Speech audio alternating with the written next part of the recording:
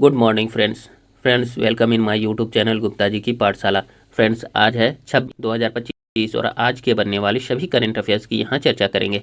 लेकिन उससे पहले 25 मई 2025 के करंट अफेयर्स का क्विक रिवीजन करेंगे। पहला क्वेश्चन देखते हैं फ्रेंड्स।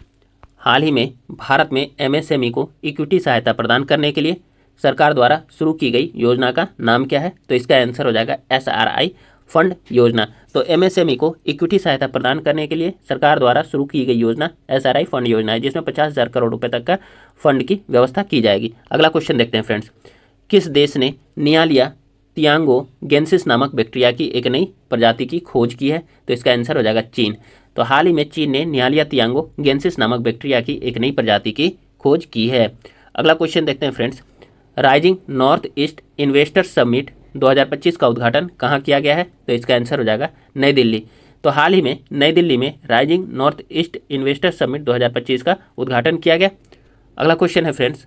हाल ही में खबरों में रहा नागरहोल टाइगर रिजर्व किस राज्य में स्थित है? तो इसका आंसर हो जाएगा कर्नाटक। तो देखिए, हाल ही में खबरों में रहा नागरहोल टाइगर रिजर्व कर्नाटक राज्य में स्थित है। अगला क्वेश्चन देखते हैं फ्रेंड्स। चर्चित स्पाइस्ड योजना किस मंत्रालय के तहत कार्यान्वित की जाती है? तो इसका आंसर हो जाएगा वाणिज्य और उद्योग मंत्रालय, यानी ministry of commerce and industry. अगला क्वेश्चन देखते हैं फ्रेंड्स। खबरों में रहा पोलावरम परियोजना किस नदी पर निर्मित एक बहुउद्देशीय सिंचाई पहल है? इसका आंसर हो जाएगा गोदावरी। तो हाल ही में खबरों में रहा पोलावरम परियोजना गोदावरी नदी पर निर्मित एक बहुउद्देशीय सिंचाई पहल है। अगला क्वेश्चन देखते हैं फ्रेंड्स। क्वेश्चन है, credit rating agency CareEdge Ratings के अनुसार वित्त वर्ष 2024-25 की चौथी तिमाही में भारत की आर्थिक वृद्धि दर कितने प्रतिशत रहने का अनुमान है? तो इसका आंसर हो जाएगा 6.8%। तो देखिए, credit rating agency CareEdge Ratings के रिपोर्ट के अनुसार वित्त वर्ष 2024-25 की चौथी तिमाही में भारत की आर्थिक वृद्धि दर 6.8% रहने का अनुमान लगाया गया है। अगला क्वेश्चन देखते हैं फ्रेंड्स। गोवा के पर्यटन और बुनियादी ढांचे को प्रोत्साहन देने के लिए न्यू जुआरी सेतु पर वेधशाला टावर्स का शिलान्यास किसने किया है? तो इसका आंसर हो जाएगा नितिन गडकरी जी ने। तो देखिए, गोवा में पर्यटन और बुनियादी ढांचे को प्रोत्साहन देने के लिए न्यू जुआरी सेतु पर वेधशाला टावर्स का शिलान्यास किया गया है नितिन गडकरी जी के द्वारा। अगला क्वेश्चन देखते हैं फ्रेंड्स। अमेरिका और ईरान के बीच परमाणु वार्ता का 5वां दौर कहाँ शुरू हुआ है? तो इसका आंसर हो जाएगा रोम। अगला क्वेश्चन देखते हैं फ्रेंड्स। भारतीय नौसेना में शामिल किए गए पहले सिले हुए जहाज का क्या नाम है? तो इसका आंसर हो जाएगा कौंडिन्य। क्या नाम है? INS कौंडिन्य कह सकते हैं। तो भारतीय नौसेना में शामिल किए गए पहले सिले हुए जहाज का नाम INS कौंडिन्य रखा गया है। अगला क्वेश्चन है फ्रेंड्स। किस टीम ने हाल ही में आयोजित यूरोपा लीग 2025 का खिताब जीता है? इसका आंसर हो जाएगा फ्रेंड्स टोटेनहम। ठीक है, तो हाल ही में टोटेनहम टीम ने यूरोपा लीग 2025 का खिताब जीत लिया है। अगला क्वेश्चन देखते हैं फ्रेंड्स। अंतर्राष्ट्रीय आलू केंद्र के अनुसार भारत किस वर्ष तक दुनिया का सबसे बड़ा आलू उत्पादक देश बन जाएगा? तो इसका आंसर हो जाएगा फ्रेंड्स 2050 तक, यानी 2050 तक। तो देखिए, अंतर्राष्ट्रीय आलू केंद्र के अनुसार भारत जो है 2050 तक दुनिया का सबसे बड़ा आलू उत्पादक देश बन जाएगा। अभी वर्तमान में चीन जो है आलू उत्पादन में प्रथम स्थान पर है और भारत जो है दूसरे स्थान पर है। वहीं भारत में सर्वाधिक आलू का उत्पादन उत्तर प्रदेश करता है, दूसरा पश्चिम बंगाल है और तीसरा स्थान जो है बिहार का है। फ्रेंड्स ध्यान रखिएगा। चलिए अगला क्वेश्चन देखते हैं फ्रेंड्स। किस शहर में उत्तराखंड का पहला समर्पित साइकेड गार्डन स्थापित किया गया है? तो इसका आंसर हो जाएगा हल्द्वानी। तो हाल ही में हल्द्वानी में उत्तराखंड का पहला समर्पित साइकेड गार्डन स्थापित किया गया है। अगला क्वेश्चन देखते हैं फ्रेंड्स। हाल ही में लॉन्च किया गया व्हाइट लिलीज किताब किसके द्वारा लिखी गई है? तो इसका आंसर हो जाएगा विद्या कृष्णन। तो विद्या कृष्णन के द्वारा व्हाइट लिलीज नामक पुस्तक लिखी गई है। अगला क्वेश्चन देखते हैं फ्रेंड्स। निम्न में से किस देश को एशियाई उत्पादकता संगठन का अध्यक्ष नियुक्त किया गया है? तो इसका आंसर हो जाएगा भारत। तो देखिए, भारत को एशियाई उत्पादक संगठन का अध्यक्ष नियुक्त किया गया है। चलिए फ्रेंड्स, आज की करंट अफेयर्स की चर्चा करते हैं। पहला क्वेश्चन है, हाल ही में कौन सा देश औपचारिक रूप से न्यू डेवलपमेंट बैंक यानी कि NDB में शामिल होने वाला 9वां देश बन गया है? तो इसका आंसर हो जाएगा ए अल्जीरिया। तो देखिए, हाल ही में अल्जीरिया औपचारिक रूप से न्यू डेवलपमेंट बैंक यानी कि NDB में शामिल होने वाला 9वां देश बन गया है। डिटेल्स देख लेते हैं फ्रेंड्स। देखिए, हाल ही में अल्जीरिया औपचारिक रूप से न्यू डेवलपमेंट बैंक यानी कि एनडीबी में शामिल होने वाला 9वां देश बन गया है। न्यू डेवलपमेंट बैंक, जिसे ब्रिक्स बैंक के रूप में भी जाना जाता है, एक बहुपक्षीय विकास बैंक है जिसकी स्थापना 2015 में ब्रिक्स देशों ब्राजील, रूस, भारत, चीन और दक्षिण अफ्रीका द्वारा की गई थी। देखिए फ्रेंड्स, इसका मुख्य उद्देश्य जो है एनडीबी का विकासशील देशों में बुनियादी ढांचा और सतत विकास परियोजनाओं के लिए वित्त पोषण प्रदान करना है। बात हो रही है एनडीबी की, तो एनडीबी के कुछ फैक्ट को हम लोग देखते हैं। देखिए, एनडीबी की घोषणा जो है जुलाई 2014 में छठे ब्रिक्स शिखर सम्मेलन के दौरान फोर्टालेजा, ब्राजील में हुई थी। इसके संस्थापक सदस्य एनडीबी के ब्राजील, रूस, भारत, चीन और दक्षिण अफ्रीका था।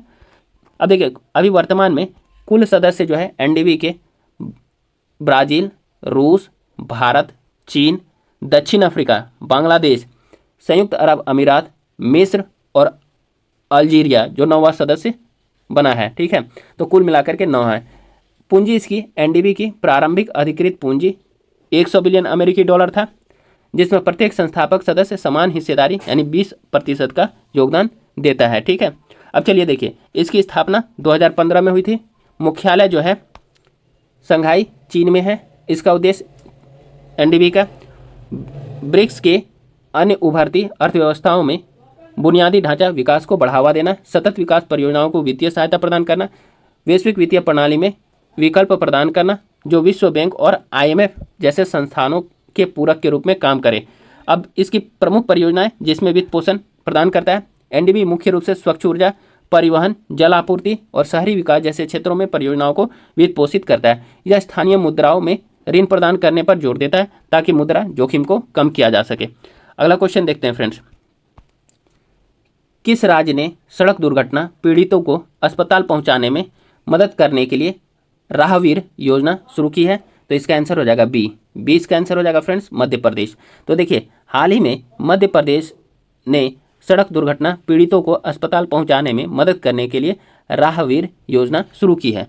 डिटेल्स देखते हैं क्या है इसमें प्रोविजन। देखिए, मध्य प्रदेश ने दुर्घटना पीड़ित की सहायता करने वाले लोगों को प्रोत्साहित करने के लिए राहवीर योजना शुरू की है। यह निर्णय इंदौर के ऐतिहासिक राजवाड़ा किला में आयोजित एक विशेष कैबिनेट बैठक के दौरान लिया गया। इस योजना के तहत दुर्घटना पीड़ितों को चिकित्सा सुविधाओं तक पहुंचाने में मदद करने वाले व्यक्ति को 25,000 रुपये का इनाम दिया जाएगा। इस पहल का उद्देश्य जो है राज्य में सड़क दुर्घटनाओं में होने वाली मौतों को कम करना है, जहां 2022 में 54,000 से अधिक दुर्घटनाएं हुई है। अब बात हो रही है राहवीर योजना की, जो मध्य प्रदेश में शुरू किया जा रहा है। तो राहवीर योजना दुर्घटना पीड़ितों की मदद करने के लिए राहगीरों को प्रोत्साहित करती है। पात्र होने के लिए व्यक्तियों को दुर्घटना स्थल पर रुकना चाहिए, 108 एम्बुलेंस को कॉल करना चाहिए और घायलों को ले जाने में सहायता करनी चाहिए। तो ये सभी प्रावधान दिया हुआ है। चलिए फ्रेंड्स, अगला क्वेश्चन देखते हैं।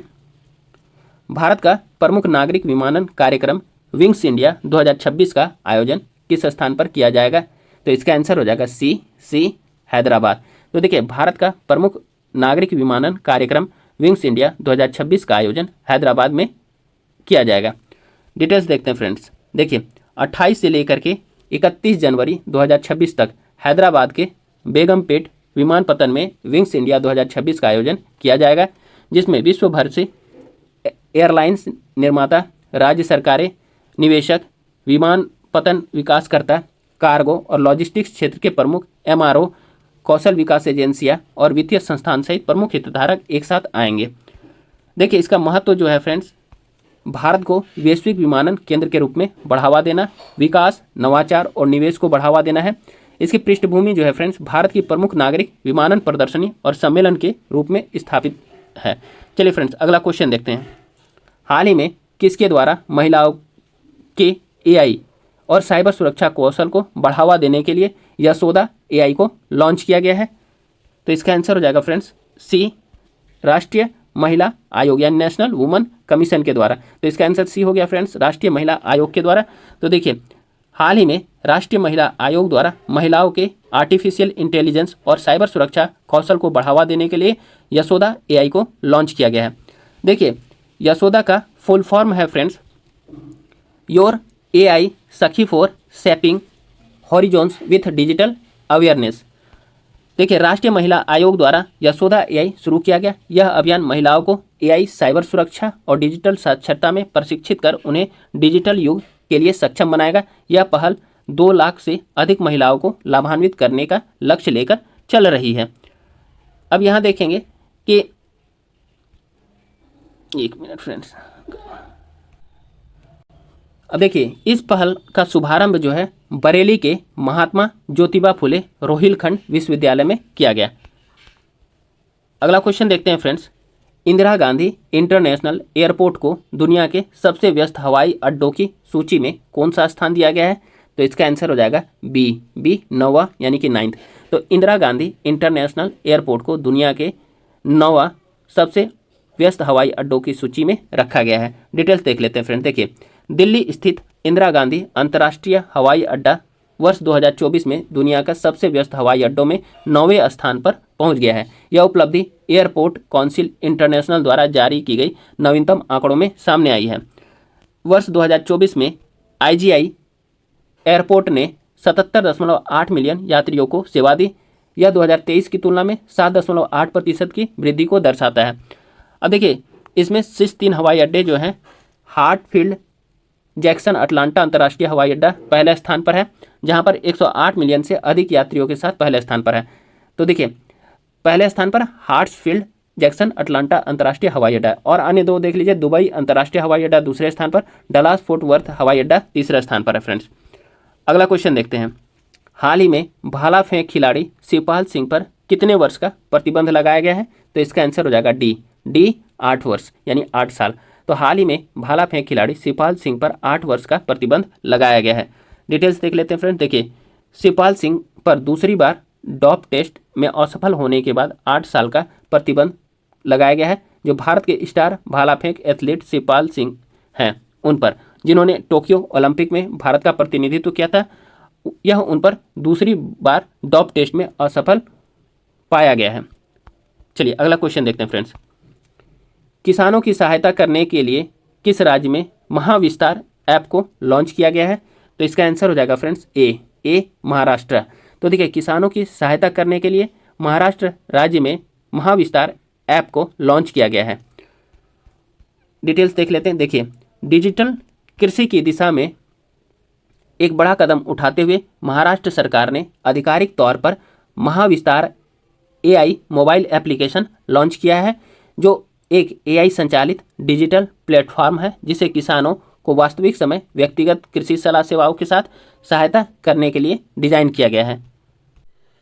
चलिए फ्रेंड्स, नेक्स्ट क्वेश्चन है, बिहार में खरीफ महाअभियान 2025 का शुभारंभ किसने किया है? तो इसका आंसर हो जाएगा फ्रेंड्स डी नीतीश कुमार जी ने। तो देखिए, बिहार में खरीफ महाअभियान 2025 का शुभारंभ मुख्यमंत्री नीतीश कुमार जी ने किया है। डिटेल्स देखते हैं फ्रेंड्स। देखिए, बिहार के मुख्यमंत्री नीतीश कुमार जी ने मीठापुर स्थित कृषि भवन में खरीफ महाअभियान 2025 का शुभारंभ किया। इस दौरान मुख्यमंत्री ने बिहार कृषि मोबाइल ऐप का भी लोकार्पण किया, जहां इस ऐप के माध्यम से किसान अब अपने मोबाइल से ही खेती से जुड़ी योजनाएं और फसलों के बाजार मूल्य, मौसम सहित अन्य जानकारी हासिल कर सकेंगे। अगला क्वेश्चन देखते हैं फ्रेंड्स, खबरों में रहा भारत में सूखे के कारण हुई व्यापक मानवीय आपदा का पहला ज्ञात ऐतिहासिक दस्तावेज गुट्टाला शिलालेख की खोज किस राज्य में की गई है? तो इसका आंसर हो जाएगा फ्रेंड्स सी इसका आंसर हो जाएगा कर्नाटक। तो गुट्टाला शिलालेख की खोज जो है कर्नाटक राज्य में की गई है। डिटेल्स देखते हैं फ्रेंड्स। देखिए, कर्नाटक के हावेरी जिले में स्थित गुट्टाला गांव में गुट्टाला शिलालेख की खोज की गई है, जो भारत में सूखे के कारण हुई व्यापक मानवीय आपदा का पहला ज्ञात ऐतिहासिक दस्तावेज है। इस शिलालेख में 1539 ईस्वी में हुई अकाल के दौरान 6307 लोगों की मृत्यु का उल्लेख है। अब देखिए, शिलालेख में उल्लेख है कि सूखा, जिसे बराभी कहा गया है, के कारण 6307 लोगों की मौत हुई तथा उनके शवों को गुट्टा वालाला निवासी नानी देवा ओडिया के पुत्र मारुलेया ओडिया द्वारा दफनाया गया था। अब देखिए, यह कार्य तिम्मारसा स्वामी यानी स्थानीय शासक के लिए पुण्य के उद्देश्य से किया गया था और इसमें भगवान बसवेश्वर के चरणों में श्रद्धांजलि अर्पित की गई थी। शिलालेख के साथ एक मूर्ति भी प्राप्त हुई है, जिसमें मारुलेया ओडिया को सिर पर 2 या 3 शवों से भरी टोकरी ले जाते हुए दर्शाया गया। यह शिलालेख कन्नड़ भाषा एवं लिपि में है। चलिए फ्रेंड्स, अगला क्वेश्चन देखते हैं। हाल ही में चुनाव आयोग ने मतदान केंद्रों पर मतदाताओं की अधिकतम संख्या को घटाकर कितना कर दिया है? तो इसका आंसर हो जाएगा सी 1200। तो देखिए, हाल ही में चुनाव आयोग ने मतदान केंद्र पर मतदाताओं की अधिकतम संख्या को घटाकर 1200 कर दिया है। मतलब एक बूथ में 1200 मतदाता ही मतदान कर सकते हैं। चलिए डिटेल्स देखते हैं फ्रेंड्स। देखिए, भारत निर्वाचन आयोग द्वारा निर्वाचन से जुड़ी प्रक्रियाओं को सरल व सुविधाजनक बनाने के लिए 18 नई पहल को शुरू की गई है। आयोग द्वारा मतदान केंद्र पर मतदाताओं की अधिकतम संख्या 1200 तक सीमित कर दी गई है। ऊंची इमारतों, कॉलोनियों में अतिरिक्त मतदान केंद्र स्थापित किए जाएंगे। मतदाता सूची अद्यतनीकरण के लिए मृत्यु पंजीकरण का डेटा सीधे आरजीआई डेटाबेस से प्राप्त किया जाएगा। अब देखिए, मतदान केंद्र के 100 मीटर के भीतर mobile phone switch off mode में ले जाने की अनुमति होगी, लेकिन मतदान केंद्र के अंदर फ़ोन नहीं ले जा सकेंगे। मोबाइल फ़ोन चुनाव आयोग द्वारा प्रबंधित सुविधाओं में जमा किए जाएंगे। अब देखिए, मतदान के दिन मतदान केंद्र के प्रवेश द्वार के 100 मीटर के भीतर राजनीतिक दलों या उम्मीदवारों द्वारा चुनाव प्रचार की अनुमति नहीं होगी। बात हो रही है चुनाव आयोग की, तो देखते हैं चुनाव आयोग से रिलेटेड कुछ फैक्ट को फ्रेंड्स। देखिए, भारत का चुनाव आयोग संविधान के अनुच्छेद 324 के प्रावधान के तहत स्थापित एक स्वायत्त स्थायी संवैधानिक निकाय है। यह 25 जनवरी 1950 को अस्तित्व में आया है और हर साल 25 जनवरी को राष्ट्रीय मतदाता दिवस के रूप में मनाया जाता है। अब देखिए, अक्टूबर 1993 से भारत का चुनाव आयोग जो है एक बहुसदस्यीय निकाय है, जिसमें एक मुख्य चुनाव आयुक्त और 2 चुनाव आयुक्त होते हैं। अभी हाल ही में निर्वाचन आयोग ने अपना 75वां सालगिरह स्थापना का मनाया है फ्रेंड्स। चलिए अगला क्वेश्चन देखते हैं फ्रेंड्स।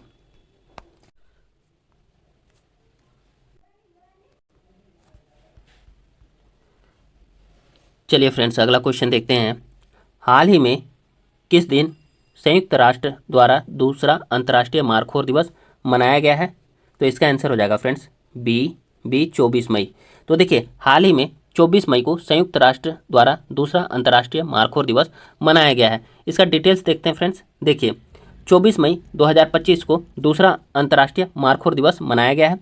संयुक्त राष्ट्र महासभा ने 24 मई को अंतर्राष्ट्रीय मारखोर दिवस घोषित किया था और यह पहली बार 2024 में मनाया गया था। देखिए, मारखोर जो एक चौड़े खुरों और आकर्षक सर्पिल सींगों के लिए जाना जाता है, दुनिया की सबसे बड़ी जंगली बकरी, प्रतिष्ठित और पारिस्थितिक रूप से महत्वपूर्ण प्रजाति है, जो अफगानिस्तान, भारत, पाकिस्तान, ताजिकिस्तान, तुर्कमेनिस्तान और उज्बेकिस्तान सहित मध्य और दक्षिण एशिया के पर्वतीय क्षेत्रों में पाई जाती है। देखिए, मारखोर को 2014 में निकट संकटग्रस्त श्रेणी में रखा गया था और यह प्रकृति संरक्षण के लिए अंतर्राष्ट्रीय संघ की संकटग्रस्त प्रजातियों की लाल सूची में है। अगला क्वेश्चन देखते हैं फ्रेंड्स, काफ़ी इंपॉर्टेंट है ये भी। पेपे रीना ने अपने संन्यास की घोषणा कर दी है। वे किस खेल से संबंधित है? तो इसका आंसर हो जाएगा डी फुटबॉल। तो पेपे रीना ने अपने संन्यास की घोषणा कर दी है। वे जो है फुटबॉल खेल से संबंधित थे। डिटेल्स देखते हैं फ्रेंड्स। देखिए, पूर्व स्पेनिश और लिवरपूल के गोलकीपर पेपे रीना ने पेशेवर फुटबॉल से संन्यास की घोषणा की है। 42 वर्षीय स्पेनियार्ड, जो वर्तमान में सीरी ए में कोमो का प्रतिनिधित्व कर रहे हैं, इंटर मिलान के साथ होने वाले मैच के बाद संन्यास ले लिया है। अगला क्वेश्चन देखते हैं फ्रेंड्स। भारत ने इंग्लैंड के खिलाफ 37वें क्रिकेट टेस्ट कप्तान किसे नियुक्त किया है? तो इसका आंसर हो जाएगा फ्रेंड्स सी इसका आंसर हो जाएगा शुभमन गिल। तो भारत ने इंग्लैंड के खिलाफ 37वें क्रिकेट टेस्ट कप्तान शुभमन गिल को नियुक्त किया है। डिटेल्स देखते हैं फ्रेंड्स। देखिए, दिग्गज भारतीय बल्लेबाज शुभमन गिल को इंग्लैंड के खिलाफ आगामी टेस्ट सीरीज के लिए भारत का 37वां टेस्ट कप्तान बनाया गया है। बीसीसीआई के मुख्य चयनकर्ता अजित अगरकर ने 20 जून से शुरू होने वाली 5 मैचों की टेस्ट सीरीज के लिए 18 सदस्यीय भारतीय टीम का ऐलान किया है। चलिए फ्रेंड्स, अगला क्वेश्चन देखते हैं। नीति आयोग की 10वीं गवर्निंग काउंसिल की बैठक की अध्यक्षता किसने की है? तो इसका आंसर हो जाएगा बी नरेंद्र मोदी जी ने। तो नीति आयोग की 10वीं गवर्निंग काउंसिल की बैठक की अध्यक्षता प्रधानमंत्री नरेंद्र मोदी जी ने किया है। डिटेल्स देखते हैं फ्रेंड्स। देखिए, प्रधानमंत्री श्री नरेंद्र मोदी जी ने नई दिल्ली के भारत मंडपम में नीति आयोग की 10वीं गवर्निंग काउंसिल की बैठक की अध्यक्षता की। इसमें 24 राज्यों और 7 केंद्र शासित प्रदेशों के मुख्यमंत्रियों और उपराज्यपालों ने भाग लिया। देखिए, इस बैठक में प्रधानमंत्री जी ने कुछ घोषणाएं की, जिसको हम लोग एक एक करके देखते हैं। उन्होंने कहा, प्रत्येक राज्य, जिला और गांव को 2047 तक विकसित भारत की दिशा में काम करने का संकल्प लेना चाहिए, ताकि विकसित भारत @ 2047 को साकार किया जा सके। दूसरा, उन्होंने कहा कि प्रधानमंत्री जी ने राज्यों से अंतर्राष्ट्रीय आगंतुकों को आकर्षित करने और स्थानीय अर्थव्यवस्था को बढ़ावा देने के लिए कम से कम एक वैश्विक मानक पर्यटन स्थल विकसित करने का भी आग्रह किया है। प्रधानमंत्री जी ने निवेश आकर्षित करने के लिए नीति आयोग से निवेश अनुकूल चार्टर तैयार करने को कहा। इसी में प्रधानमंत्री जी ने कहा है कि वैश्विक निवेश भारत में काफ़ी रुचि रखते हैं और राज्यों को इस अवसर का उपयोग करने के लिए प्रोत्साहित करते हैं। ठीक है, अब देखिए, प्रधानमंत्री ने जल संसाधनों के प्रभावी उपयोग के लिए राज्य स्तर पर नदी ग्रिड के निर्माण को भी प्रोत्साहित किया है। साथ ही साथ प्रधानमंत्री जी ने टियर 2 और टियर 3 शहरों में टिकाऊ शहरी विकास योजनाबद्ध शहरी नियोजन का आह्वान किया है। प्रधानमंत्री ने युवाओं को रोजगार के लिए तैयार करने के लिए उभरते क्षेत्रों की ओर कौशल और प्रशिक्षण पर जोर दिया है। इस बैठक में उन्होंने भारत की नारी शक्ति की विशाल ताकत पर भी जोर दिया है। बात हो रही है नीति आयोग की फ्रेंड्स, तो नीति आयोग से रिलेटेड कुछ हम लोग फैक्ट को देखते हैं। तो नीति आयोग की स्थापना 1 जनवरी 2015 को हुई थी योजना आयोग के स्थान पर। इसके अध्यक्ष प्रधानमंत्री नरेंद्र मोदी जी हैं, उपाध्यक्ष सुमन के बेरी हैं, CEO BVR सुब्रमण्यम है। चलिए फ्रेंड्स, अगला क्वेश्चन देखते हैं, ये भी नीति आयोग से रिलेटेड है। देखिए, नीति आयोग के अनुसार जापान को पीछे छोड़ते हुए भारत अब दुनिया की सबसे बड़ी अर्थव्यवस्था में कौन सा स्थान पर है? तो इसका आंसर हो जाएगा फ्रेंड्स डी चौथी। तो नीति आयोग के अनुसार जापान को पीछे छोड़ते हुए भारत अब दुनिया की सबसे बड़ी अर्थव्यवस्था में चौथे स्थान पर है। डिटेल्स देख लेते हैं फ्रेंड्स। देखिए, जापान को पीछे छोड़कर भारत अब दुनिया का चौथा सबसे बड़ा अर्थव्यवस्था बन गया है। नीति आयोग के CEO BVR सुब्रमण्यम ने यह जानकारी दी है। देखिए, ये दावा जो है अंतर्राष्ट्रीय मुद्रा कोष यानी IMF ने अपनी वर्ल्ड इकोनॉमिक आउटलुक रिपोर्ट में किया है। IMF के ताज़ा आंकड़ों के अनुसार भारत की GDP $4.19 ट्रिलियन लगभग पर पहुंच चुकी है। ठीक है, एग्जैक्ट जो है फ्रेंड्स वो 4.187 और जापान की जो है 4.185 है, यानी कि कुछ का अंतर है। ठीक, तो देखिए यहाँ तक पहुँच चुकी है। भारत 2021 में ब्रिटेन को पीछे छोड़कर दुनिया की 5वीं सबसे बड़ी अर्थव्यवस्था बना था। IMF के आंकड़ों के अनुसार भारत की प्रति व्यक्ति आय 2013-14 में 1,438 अमेरिकी डॉलर से दोगुनी होकर 2025 में 2,880 अमेरिकी डॉलर हो जाएगी। ठीक है, बात हो रही है IMF की, तो IMF के बारे में हम लोग कुछ फैक्ट को देख लेते हैं फ्रेंड्स। देखिए, अंतर्राष्ट्रीय मुद्रा कोष एक अंतर्राष्ट्रीय संगठन है जो सदस्य देशों को वित्तीय सहायता और सलाह प्रदान करता है। यह संगठन वैश्विक मौद्रिक सहयोग को बढ़ावा देता है, वित्तीय स्थिरता को सुनिश्चित करता है, अंतर्राष्ट्रीय व्यापार को सुविधाजनक बनाता है, उच्च रोजगार और सतत आर्थिक विकास को बढ़ावा देता है और दुनिया भर में गरीबी को कम करने के लिए काम करता है। IMF का गठन जो है फ्रेंड्स 1944 ईस्वी में ब्रेटन वुड्स सम्मेलन में किया गया था और 1945 में परिचालन में आया था। IMF में वर्तमान में 191 सदस्य देश हैं। अभी वर्तमान में IMF की प्रबंध निदेशक क्रिस्टिलिना जॉर्जिवा हैं। मुख्यालय जो है इसका वाशिंगटन DC है। भारत जो है फ्रेंड्स 27 दिसंबर 1945 ईस्वी को IMF का सदस्य बना था। चलिए फ्रेंड्स आज का सेशन तो यहीं समाप्त होता है। फ्रेंड्स, कल जो आपके UPSC के एग्ज़ाम हुए थे उसमें मेरे जो current affairs daily current affairs है उससे लगभग 7 या 8 क्वेश्चन डायरेक्ट और इनडायरेक्ट वे में लड़े हैं। 5 क्वेश्चन तो फ्रेंड्स मैंने खुद कल देखा है कि 5 डायरेक्ट वे से आए हुए हैं। और आप लोग देखना चाहते हैं तो इस चैनल के ऊपर एक लिंक है टेलीग्राम का, वहाँ से आप जा करके उसे फाइंड आउट कर सकते हैं फ्रेंड्स। तो चलिए फ्रेंड्स, आज का सेशन को यहीं समाप्त करते हैं। कल फिर हम आप लोगों के समक्ष नए सेशन के साथ आएंगे फ्रेंड्स। और हाँ, रिवीजन वाली क्लास जो है आज या कल इवनिंग तक में मैं कर पाऊँगा। ठीक है फ्रेंड्स, तो चलिए, have a great day friends. आप लोग गुप्ता जी की पाठशाला यूट्यूब चैनल को सब्सक्राइब कीजिए, अधिक से अधिक लाइक कीजिए, शेयर कीजिए वीडियो को और कमेंट कीजिए फ्रेंड्स। धन्यवाद।